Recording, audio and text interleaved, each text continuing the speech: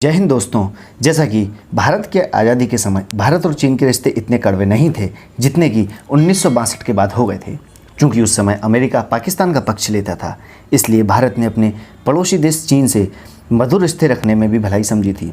यही कारण है कि भारत ने 1950 में चीन द्वारा तिब्बत पर कब्जा करने का पुरजोर विरोध नहीं किया था। लेकिन जब भारत में दलाई लामा को भारत में ही शरण दी गई तो रिश्ते कड़वे होने शुरू हो गए थे। हालांकि तत्कालीन प्रधानमंत्री नेहरू ने पंचशील समझौते के माध्यम से दोनों देशों के बीच मधुर संबंध बनाने की कोशिश की थी, लेकिन वे कामयाब नहीं हुए और दोनों देशों के बीच 1962 का युद्ध हुआ था। पंचशील समझौता चीन के क्षेत्र तिब्बत और भारत के बीच आपसी संबंध और व्यापार को लेकर ही हुआ था, जो कि यह मुद्दा काफ़ी चर्चा में बना हुआ है। पंचशील या शांतिपूर्ण सह अस्तित्व के 5 सिद्धांत पर पहली बार औपचारिक रूप से भारत और चीन के तिब्बत क्षेत्र के बीच व्यापार और शांति के समझौते पर 29 अप्रैल 1954 को हस्ताक्षर किए गए थे। यह समझौता तत्कालीन प्रधानमंत्री जवाहरलाल नेहरू, चीन के पहले प्रीमियर या प्रधानमंत्री चाउ इन लाई के बीच हुआ था। जैसा कि पंचशील का संधि विच्छेद होता है पंचशील अर्थात 5 सिद्धांत या 5 विचार। हम इसके इतिहास के बारे में चर्चा करते हैं। आज से 63 साल पहले 29 अप्रैल 1954 को भारत और चीन के बीच एक समझौता हुआ था, जिसे पंचशील समझौते के नाम से जाना जाता है। आज़ादी के बाद से ही चीन भारत की विदेश नीति का महत्वपूर्ण हिस्सा माना जाता रहा है। भारत और चीन के बीच लगभग 3,500 से 4,000 किलोमीटर की लंबी सीमा रेखा है। सीमा को लेकर दोनों देशों के बीच कई बार मतभेद भी होते रहते हैं और यह मुद्दा अभी भी बना हुआ है, जिसके चलते बीच बीच में दोनों देशों के बीच सीमा पर तनाव पैदा होता है। कई बार सेनाएं भी आमने सामने आ जाती हैं। भारत और चीन के बीच जब भी तनाव पैदा होता है तो पंचशील सिद्धांत की बात जरूर आती है, और जब पंचशील सिद्धांत की बात होती है तो इसे नेहरू की सबसे बड़ी भूल करार दिया जाता है। तो अब आपके मन में भी यह सवाल जरूर आया होगा कि पंचशील सिद्धांत क्या है और क्यों इसे नेहरू की सबसे बड़ी भूल या गलती माना जाता है। तो चलिए हम आपको 29 अप्रैल 1954 को भारत चीन के बीच हुए पंचशील समझौते के बारे में बताते हैं। भारत 1947 में आज़ाद हुआ और उसके ठीक 2 साल बाद चीन पीपुल्स रिपब्लिक ऑफ चाइना के नाम से एक साम्यवादी देश बना था। दोनों देशों का मौजूदा सफ़र एक साथ ही शुरू होता है।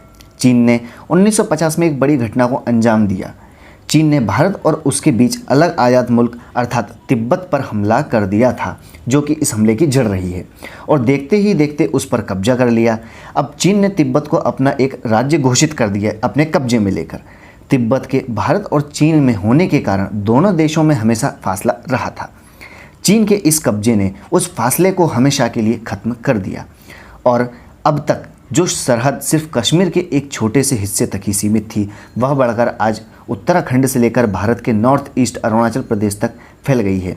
साफ था कि तिब्बत पर चीन के कब्जे का असर सबसे ज़्यादा भारत पर ही पड़ने वाला था। तिब्बत पर चीन के कब्जे ने भारत की सुरक्षा के लिए नए सवाल भी खड़े कर दिए थे। नेहरू जी ने इस पर बयान दिया कि चीन के साथ हमें दोस्ती में ही सुरक्षा ढूंढनी चाहिए। प्रधानमंत्री नेहरू तिब्बत पर चीन के कब्जे के बाद भी सीमा का मामला उठाने के लिए तैयार कभी नहीं हुए। प्रधानमंत्री की यह सोच थी कि जब तक चीन अपनी तरफ से मामला नहीं उठाता, इसके बारे में किसी भी स्तर पर बातचीत की ज़रूरत नहीं है, और इसे उन्होंने ज़रूरी भी नहीं समझा था। गृह मंत्री सरदार वल्लभ भाई पटेल ने चीन के मामले पर 1950 में एक चिट्ठी प्रधानमंत्री नेहरू को लिखी। उन्होंने उस चिट्ठी में लिखा कि चीन ने हमारे देश के साथ धोखा और विश्वासघात किया है। चीन असम के कुछ हिस्सों पर भी अपनी नज़र गड़ाए हुए है और समस्या का तत्काल समाधान करें। लेकिन इस पर भी नेहरू के द्वारा कोई प्रतिक्रिया नहीं की गई और न ही कोई फैसला लिया गया। अब बात आती है मैकमोहन लाइन की, जिसे चीन हमेशा से नकारता आया है। इसके ऊपर आपको वीडियो पे प्रोवाइड किया गया है, जिसकी लिंक आपको डिस्क्रिप्शन में मिल जाएगी, आप उसे भी देख सकते हैं। तब के नेफा अर्थात नॉर्थ ईस्ट फ्रंटियर एजेंसी और आज के अरुणाचल प्रदेश की सीमा जो चीन से लगती है, उसे ही मैकमोहन लाइन के नाम से जाना जाता है, जिसे शिमला में ब्रिटिश इंडिया, तिब्बत और चीन ने 1914 में मिलकर तय किया था। लेकिन इस लाइन को हमेशा चीन नकारता आया है। चीन की सरकार इसे जबरन तैयार की गई सीमा रेखा मानती थी। भारत की स्वतंत्रता के बाद इस सीमा को लेकर चीन ने सुप्पी साधी हुई थी। 1952 में भारत और चीन के बीच इस मामले को लेकर मीटिंग हुई, जिसमें भारत यह जानना चाहता था कि आखिर चीन के मन में भैया चल क्या रहा है। भारत ने चीन की चुप्पी को चीन की सहमति ही समझा था। भारत समझने लगा कि मैकमोहन लाइन के विषय में चीन को कोई दिक्कत नहीं होगी, इसलिए वह कभी इस पर बात करना नहीं चाह रहा है। पर बात यही नहीं रुकी। 29 अप्रैल 1954 को भारत ने उस संधि पर भी हस्ताक्षर कर दिए, जिसे पंचशील समझौता कहा जाता है। इसमें शांति के साथ साथ रहने और दोस्ताना संबंध की बात कही गई थी, लेकिन इसके पीछे चीन का क्या उद्देश्य या मकसद था, इस बात को कभी भी नेहरू जी समझ नहीं पाए, जिस समस्या का आज तक हम सभी को सामना करना पड़ रहा है। अब बात करेंगे हम पंचशील समझौते के बारे में। पंचशील शब्द ऐतिहासिक बौद्ध अभिलेखों से लिया गया है। बौद्ध अभिलेखों में भिक्षुओं के व्यवहार को निर्धारित करने के लिए पंचशील नियम देखने को मिलते हैं। बौद्ध अभिलेखों से ही भारत के प्रथम प्रधानमंत्री नेहरू ने पंचशील शब्द को चुना था और यहीं से लिया था। 31 दिसंबर 1953 और 29 अप्रैल 1954 को हुई बैठक के बाद भारत और चीन ने इस समझौते पर हस्ताक्षर किए। समझौते की प्रस्तावना में इन प्रमुख 5 बातों का उल्लेख किया गया था। अब वो बातें कौन कौन सी हैं तो हम इस बारे में भी जान लेते हैं।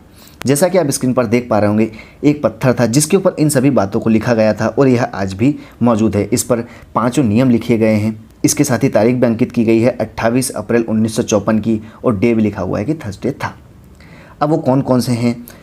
पहला है कि एक दूसरे की अखंडता और संप्रभुता का सम्मान करना। यह एक दूसरे के बीच में तय हुआ था कि एक दूसरे की अखंडता और संप्रभुता का हमेशा सम्मान किया जाएगा। एक दूसरे पर कभी भी आक्रमण नहीं करेंगे, जिसका हमेशा से चीन उल्लंघन करता आया है और आए दिन सीमा विवाद होता ही रहता है। थर्ड आता है एक दूसरे के आंतरिक मामलों में हस्तक्षेप नहीं करना। चौथा आता है सामान और परस्पर लाभकारी संबंध। लास्ट आता है शांतिपूर्ण सह अस्तित्व की बात, जो कि चीन और भारत के बीच हुई थी, लेकिन ऐसा कभी देखने को नहीं मिला है। अब आपको बताते हैं कि इस समझौते में ऐसा क्या हुआ था जिसकी वजह से नेहरू जी की आलोचना होती रहती है। समझौते के बाद भारत और चीन के बीच तनाव काफ़ी कम हो गया, तो नेहरू जी को लगा कि अब सब कुछ सही हो चुका होगा, जिससे भारत को यह समझौता बहुत ही फायदेमंद लग रहा था। इस समझौते की हर जगह तारीफ भी हो रही थी। शुरुआती दौर में तो इस एग्रीमेंट के बाद हिंदी चीनी भाई भाई के नारे भी लगने शुरू हो गए थे। ऐसा लगने लगा था कि दुनिया की 2 बड़ी सभ्यताओं ने साथ रहने की एक नई मिसाल को भी पेश कर दिया है। पर ऐसा कोई नहीं जानता था कि हिंदी चीनी भाई भाई के पीछे कुछ ज़रूरी बातें दब गई हैं, जिसकी कीमत भारत को आगे चलकर चुकानी पड़ सकती हैं। दरअसल समझौते के अंतर्गत भारत ने तिब्बत को चीन का एक क्षेत्र स्वीकार कर लिया। क्या हुआ था कि इस समझौते के अंतर्गत भारत ने तिब्बत को चीन का एक क्षेत्र स्वीकार कर लिया और इस पर भारत की तरफ से कोई गहरी प्रतिक्रिया नहीं लिखी गई। भारत को 1904 की एंग्लो तिब्बत संधि के तहत तिब्बत के संबंध में जो अधिकार मिले थे, भारत ने वे सारे अधिकार इस संधि के बाद छोड़ दिए। देखा जाए तो सीधा सीधा नेहरू जी का आत्मसमर्पण था चीन के प्रति। इस पर नेहरू का जवाब था कि उन्होंने क्षेत्र में शांति को सबसे ज़्यादा अहमियत दी है और चीन के रूप में एक विश्वसनीय दोस्त को भी देखा है, इसलिए हम इस क्षेत्र को उन्हें सौंप देते हैं। पंचशील समझौते के बाद चीन के प्रधानमंत्री चाओ इन लाई भारत आए, जहां पर नेहरू जी के द्वारा भी उनका स्वागत किया गया। दुनिया भर में बातें हुई कि सीमा के बारे में कोई बात नहीं हुई। नेहरू जी चीन गए, जहां उनका स्वागत ज़बरदस्त तरीके से किया गया। इसी माहौल में 1956 के नवंबर महीने में एक बड़ी घटना देखने को हुई थी। चाओ इन लाई विदेशी दौरे में थे। तिब्बत के सबसे बड़े धर्मगुरु दलाई लामा भी भारत में थे। वह तिब्बत में चीन की नीतियों से परेशान हो रहे थे। उन्होंने एक बड़ी पहल की, वह भारत में शरण लेने के लिए आ गए। यहीं से पूरी कहानी शुरू होती है। पर प्रधानमंत्री नेहरू ने उन्हें शरण देने में असमर्थता जताई, उन्हें समझा बुझाकर वापस भेज दिया। नेहरू तिब्बत को लेकर चीन की परेशानियों को बढ़ाना नहीं चाहते थे, जो कि उनकी काफ़ी बड़ी भूल रही है।